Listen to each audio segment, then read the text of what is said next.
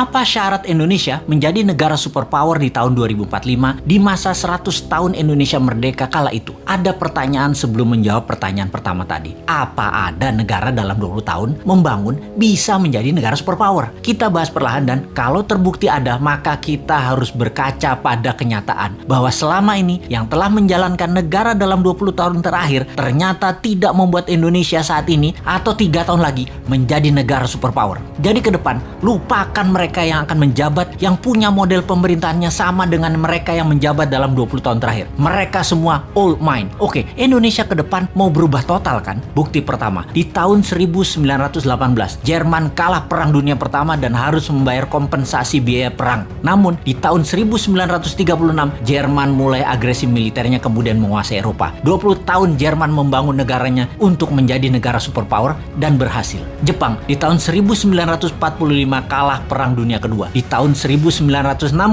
Olimpiade modern pertama di dunia diadakan di Tokyo. Dunia terkejut dengan kemajuan teknologi dan ekonomi Jepang hanya dalam 20 tahun. Itu bukti kedua. Tiananmen 1989, Tiongkok tumpah darah. Investor barat hengkang dari Tiongkok. Tiongkok di bawah Deng Xiaoping melawan dunia termasuk mengatakan Gorbachev goblok, dan sejak saat itu mereka menjalankan sistem moneter sendiri hingga di tahun 2008 Olimpiade Beijing. Dunia tersentak. Tiongkok menjadi negara sangat kaya hanya dalam 20 tahun. Ketiga itu terjadi dalam kurun waktu 20 tahunan membangun negaranya. Atau kalau kita mau tambah lagi termasuk bagaimana membangun Dubai, city country tersebut menjadi negara makmur hanya dalam 20 tahun. Kembali ke Indonesia. Bagaimana kita melihat Indonesia dalam 20 tahun terakhir? Siapa saja pemimpinnya? Apakah mau lagi dengan mereka-mereka dan orang-orang yang sepemahaman dengan mereka? Kita detailkan. Selama 20 tahun terakhir siapa yang menjabat? Mereka adalah 3 tahun Ibu Mega, 10 tahun Pak SBY, dan 7 tahun ini Pak Jokowi. Apakah dalam 20 tahun ini Indonesia seperti Jerman setelah Perang Dunia Pertama menjadi negara superpower? Apakah Indonesia menjadi negara maju modern seperti Jepang setelah Perang Dunia Kedua? Dan